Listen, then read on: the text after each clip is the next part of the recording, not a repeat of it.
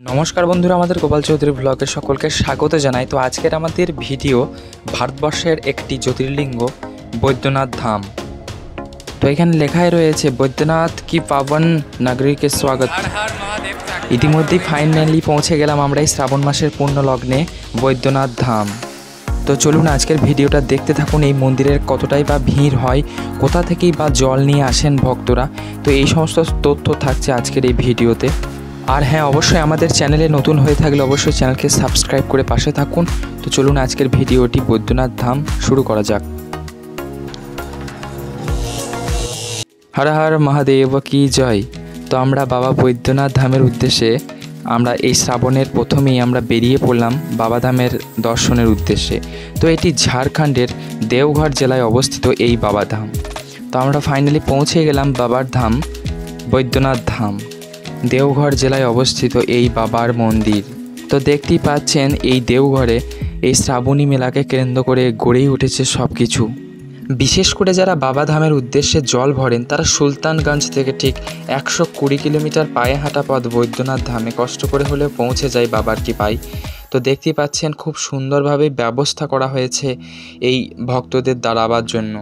সুলতানগঞ্জ গঙ্গাঘাটে জল নিয়ে রওনা দেয় বাবা বৈদ্যনাথের উদ্দেশ্যে। হর হর বৈদ্যনাথ কি জয়।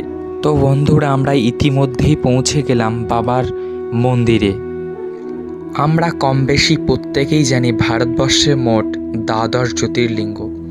যে সমস্ত শিবলিঙ্গ স্বয়ম্ভু অর্থাৎ নিজেই স্বয়ং শিবলিঙ্গ রূপে অধিষ্ঠিত হয়েছেন, এই রূপে সারা ভারতবর্ষে মোট 12টি জ্যোতির্লিঙ্গ আছে। সেই সব লিঙ্গকে বলা হয় জ্যোতির্লিঙ্গ। তো সরাসরি তারই মধ্যে একটি বৈদ্যনাথ জ্যোতির্লিঙ্গ থেকে আমরা সরাসরি দর্শন করছি। প্রেম সে বলো হর হর বাবা বৈদ্যনাথ কি জয়। তো বন্ধুরা, আমাদের চ্যানেলে যদি আপনি নতুন হয়ে থাকেন অবশ্যই চ্যানেলকে সাবস্ক্রাইব করে পাশে থাকুন। আর আমাদের চ্যানেলে আরও একটি ভিডিও এসেছে তারকেশ্বর যাত্রা, যারা করতে চান তারা অবশ্যই ডেসক্রিপশনে লিঙ্ক দেওয়া থাকবে, অবশ্যই দেখে নেবেন। আর আমাদের চ্যানেলটাকে ঝটফট সাবস্ক্রাইব করে রাখবেন। তো বন্ধুরা, ইতিমধ্যেই আমরা মন্দিরটাকে খুব সুন্দরভাবেই পরিক্রমা করছি আস্তে আস্তে। যদিও এই শ্রাবণ মাসের অনেকটাই ভিড় রয়েছে প্রথম দিকে, তো আমরা একদম বাড়ি থেকে সরাসরি রওনা দিয়েছিলাম দর্শনের উদ্দেশ্যে। তো মন্দিরে পুজো দেওয়া তো অনেকটাই দূরে থাক, অনেকটাই ভিড় গর্ভগৃহের ভিতরে।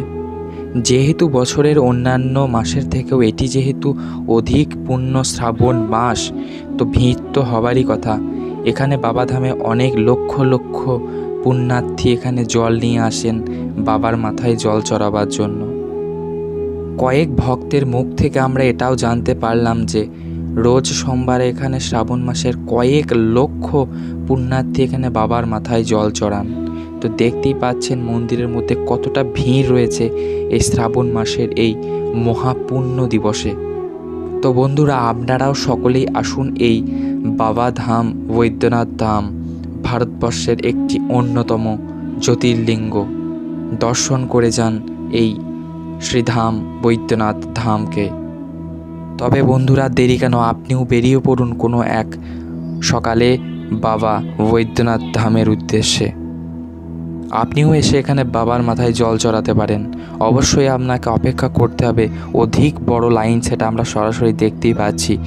যথেষ্ট ভিড় হয় মন্দিরের গর্ভগৃহে প্রবেশ করার সময়। ভগবানকে দর্শন পেতে হলে তো আমাদেরকে অবশ্যই অপেক্ষা করতেই হবে। তো সত্যি বাবার ভক্তদেরও অনেক বাবার কৃপা রয়েছে ভক্তদের উপর, তো সেই জন্যই তারা অধিক সময় নিয়ে দাঁড়িয়ে থাকতে পারে। আর বন্ধুরা, বিশেষ করে শুধু শ্রাবণ মাস বলেই নয়, এটি যেহেতু জ্যোতির্লিঙ্গ একটি ধাম, তো সেই ক্ষেত্রে বছরের প্রত্যেক দিনই এখানে অনেকটাই ভিড় হয়। বিশেষত এই শ্রাবণ মাসে একটু অধিক ভিড় হয় যেহেতু এটি বাবার মাস।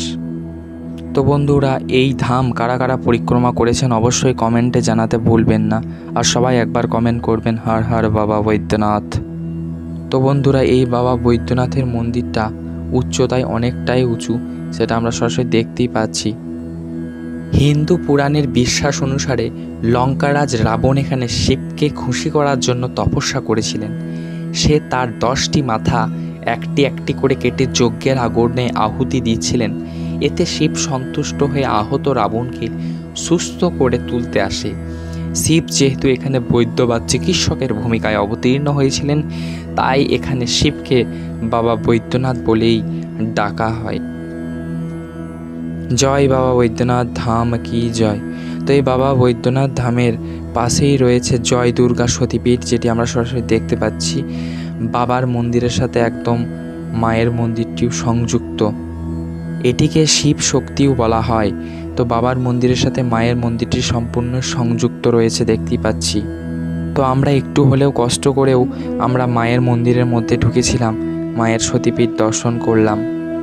এখানে দেবী সতীর হৃৎপিণ্ড পতিত হয়েছিল, তাই এই স্থানের নাম জয় দুর্গা সতীপীঠ।